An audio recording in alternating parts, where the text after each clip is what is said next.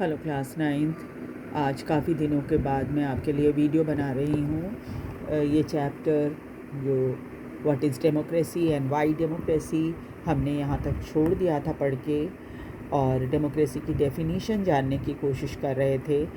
उसके बाद फिर मैंने वीडियो बनाया नहीं, इसलिए नहीं। आप चाहिए तो देख सकते हैं पहले पुराने वीडियो प्लेलिस्ट में। मेरी तबीयत बहुत ख़राब हो गई थी, इस वजह से पिछले एक सप्ताह से मैं एक भी वीडियो नहीं बना पा रही थी। ठीक है, अब चलिए आगे की पढ़ाई स्टार्ट करते हैं और यहाँ से पढ़ना शुरू करते हैं। ये है 1 पर्सन 1 वोट एंड 1 वैल्यू। इसका मतलब क्या हुआ? इसका मतलब हुआ एक व्यक्ति, एक वोट, और एक वोट की वैल्यू 1, यानी एक। Earlier, we read about how the struggle for democracy was linked to the demand for universal adult franchise। पहले भी हम चैप्टर जब पढ़ रहे थे तो हमने ये देखा था कि बार बार इस चीज़ की डिमांड हो रही थी कि यूनिवर्सल एडल्ट फ्रेंचाइज होना चाहिए। अभी यूनिवर्सल एडल्ट फ्रेंचाइज क्या होता है? यानी कि जितने व्यक्ति जिनकी सर्टेन उम्र के है और वो वोट डालने के लायक हैं, वो चाहे स्त्री हो या पुरुष, सब, या गरीब हो, अमीर हो, किसी भी तबके के हो, सबको वोट डालने का बराबर अधिकार मिलना चाहिए। इसको कहते हैं यूनिवर्सल एडल्ट फ्रैंचाइज। हर देश में वोट डालने की उम्र थोड़ी अलग अलग है। हमारे देश में 18 वर्ष है, तो 18 वर्ष कहने का मतलब ये कि 18 वर्ष के सभी व्यक्ति, चाहे 18 वर्ष और उसके ऊपर की उम्र के सभी व्यक्ति, चाहे वो स्त्री हो, पुरुष हो, गरीब हो, अमीर हो, ऊंची जाति के हो, नीची जाति के हो, कहीं भी रहते हो, है ना, उनको वोटर लिस्ट में सिर्फ उनका नाम होना चाहिए, उनको वोट डालने का अधिकार मिलेगा।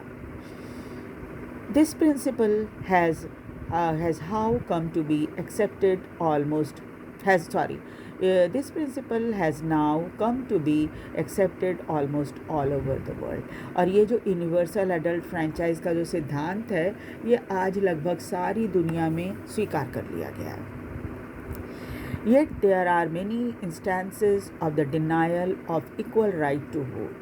लेकिन फिर भी कई ऐसे हमें घटनाएं या ऐसे समाचार सुनने को मिलते हैं जिसमें देखा जाता है कि लोगों को समान अधिकार वोट डालने का नहीं मिलता। कुछ ऐसी घटनाएं होती हैं। Until 2015 in Saudi Arabia, women did not have the right to vote। 2015 से पहले सऊदी अरेबिया में जो महिलाएं थीं, उनको वोट डालने का अधिकार नहीं था। एस्टोनिया, एक छोटा सा देश है, has made its citizenship rule in such a way that people belonging to Russian minority find it difficult to get the right to vote. और एस्टोनिया में अगर कोई रशियन वहाँ जाके रह रहा है, और स्वाभाविक है कोई दूसरे देश का व्यक्ति किसी देश में जाकर रहता है, तो स्वाभाविक है संख्या उनकी तो कम होगी। तो जब संख्या कम होती है तो उसको माइनॉरिटी बोलते हैं। तो रशियन तो है बहुत कम संख्या में एस्टोनिया में रहते हैं, तो वैसे में कुछ ऐसी व्यवस्था नागरिकता की गई है कि आसानी से उनको वोट डालने का अधिकार न मिल पाए। तीसरा है, इन Fiji the electoral system is such that the vote of an indigenous Fiji has more value than that of an Indian Fijian।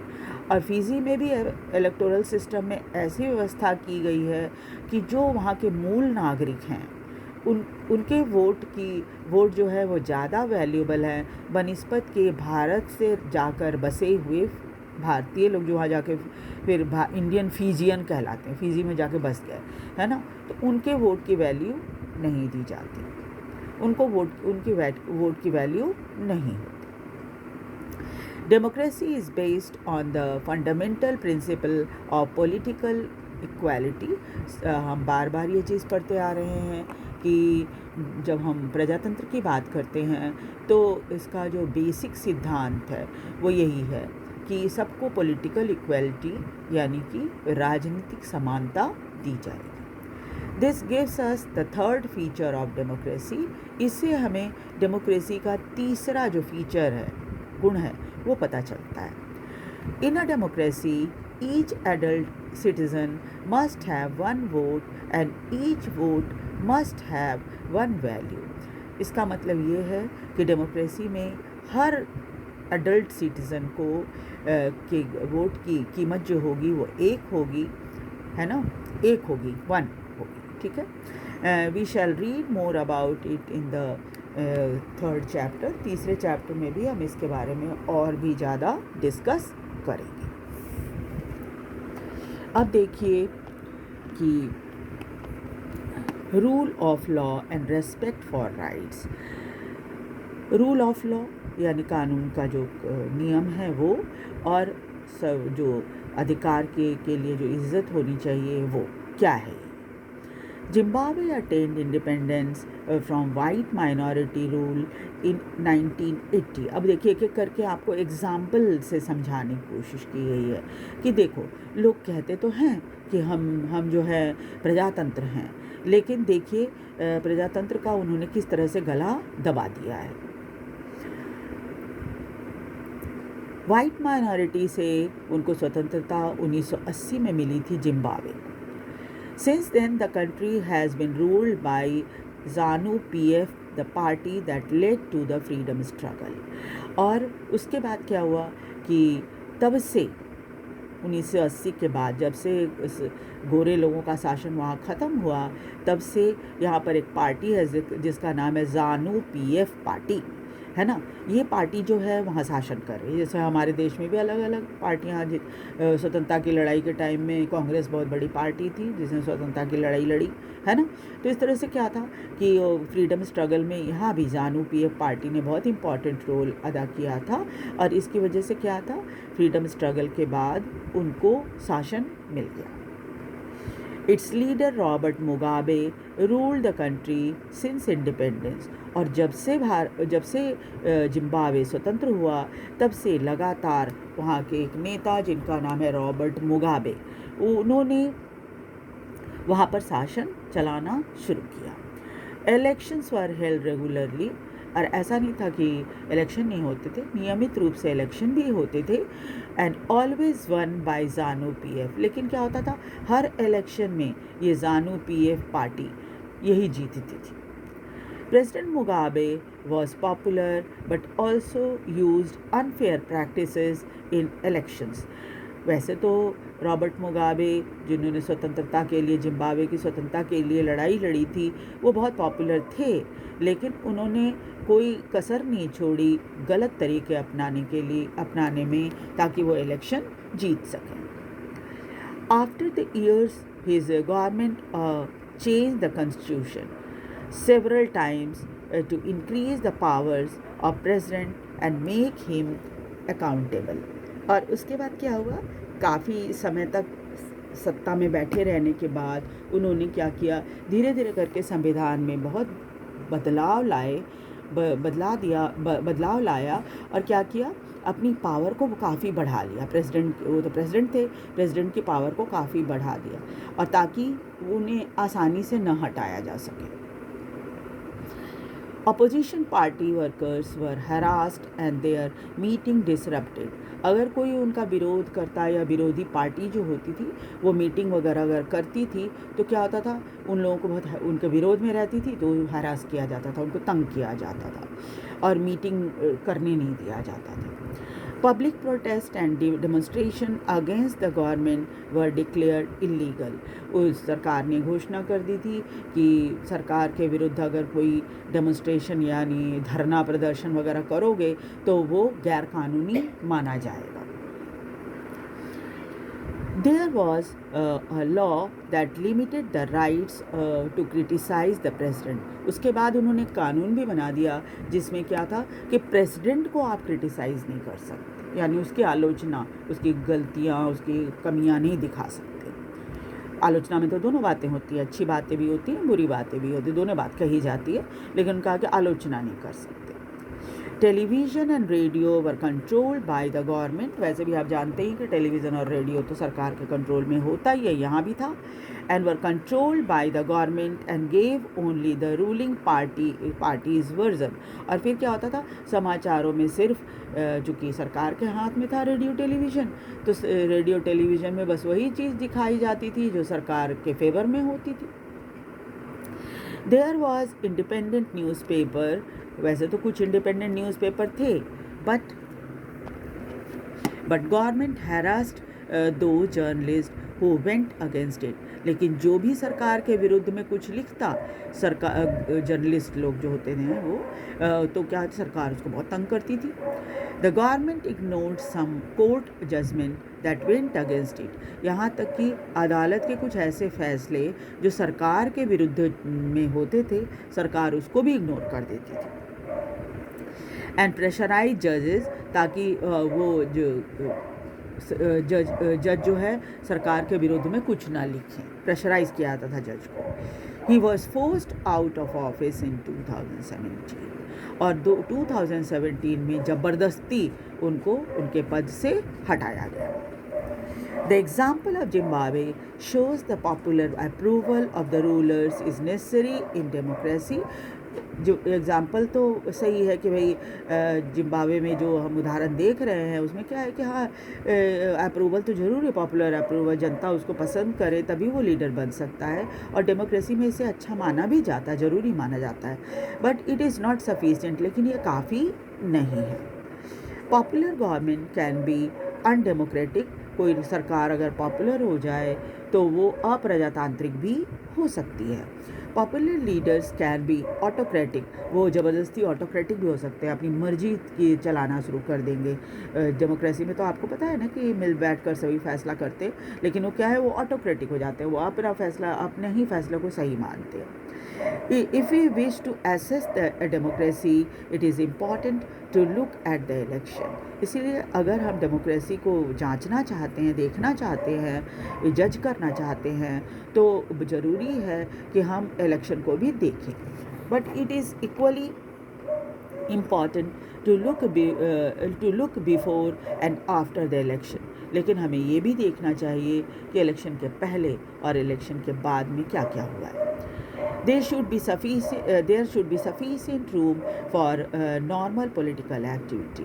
इतना ध्यान तो ज़रूर होना चाहिए, डेमोक्रेसी में इस चीज़ का ध्यान रखना है कि काफ़ी सफिशिएंट रूम होना चाहिए नॉर्मल पॉलिटिकल एक्टिविटी के लिए। कोई भी पॉलिटिकल पार्टी को आप दबा नहीं सकते, ज़बरदस्ती नहीं कर सकते कि तुम ये नहीं कर सकते, हम ही अकेले करेंगे। इंक्लूडिंग पॉलिटिकल अपोजिशन, चाहे वो पॉलिटिकल अपोजिशन हो, आपका विरोधी हो। In the period before election से पहले भी इसको देखा जाता है। This require that the state should respect some basic rights of the citizen. इसका मतलब ये है कि जो देश है वो अपने जनता की जो बेसिक राइट है उसका सम्मान करती है। They should be free to think. जनता को फ्री ज़बरदस्ती थोपना नहीं है अपने विचार को, जनता फ्रीली सोचे कि बस कौन सा ऐसा लीडर है जो उसके लिए उचित होगा। To have opinions, to express these in public, और वो अपनी ओपिनियन रख सके, अपने विचारों को पब्लिकली लोगों को बता सके। टू फॉर्म एसोसिएशन, अगर उसकी इच्छा है तो वो एसोसिएशन भी बना सके। टू प्रोटेस्ट, वो सरकार का विरोध भी कर सके। And take other political action, और कोई दूसरे पॉलिटिकल एक्शन भी वो ले सके। Everyone should be equal in the eye of law. सभी को कानून के सामने बराबर समझा जाना चाहिए।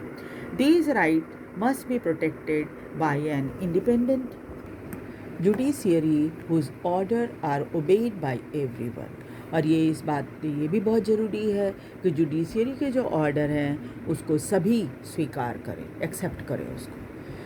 We shall read more about this rights in chapter 5। आगे भी हम chapter 5 में इसके बारे में पढ़ेंगे। Similarly, there are some conditions that apply to the way government is run after election।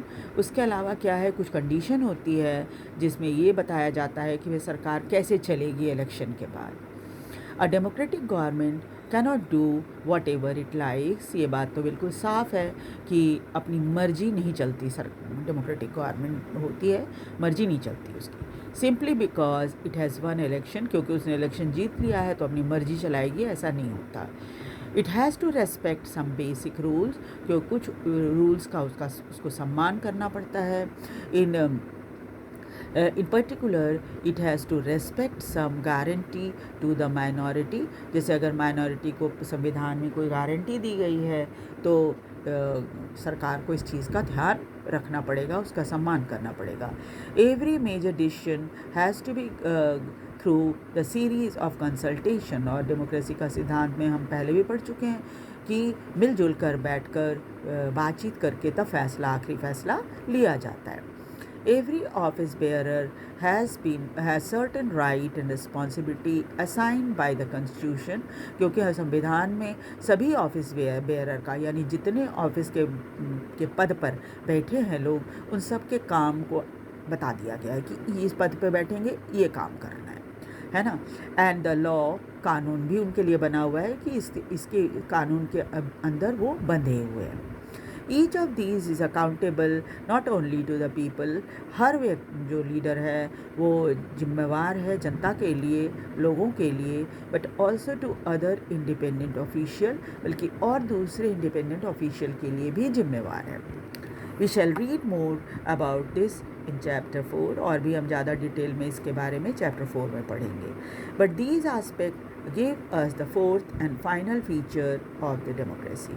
इस तरह से हमें पांचवा फीचर जो प्राप्त होता है वो ये है कि democratic government rules with in the limit set by the constitutional law and citizens right. यानी एक प्रजातांत्रिक सरकार जो है वो संवैधानिक कानूनों और जनता के अधिकारों के बीच रहकर, यानी उसके लिमिट में रहकर काम करती है। ठीक है, तो आज हम इतने ही पढ़ेंगे। अगली बार हम पूरी समरी ऑफ डेफिनेशन पढ़ेंगे और वाई डेमोक्रेसी आगे का चैप्टर देखेंगे।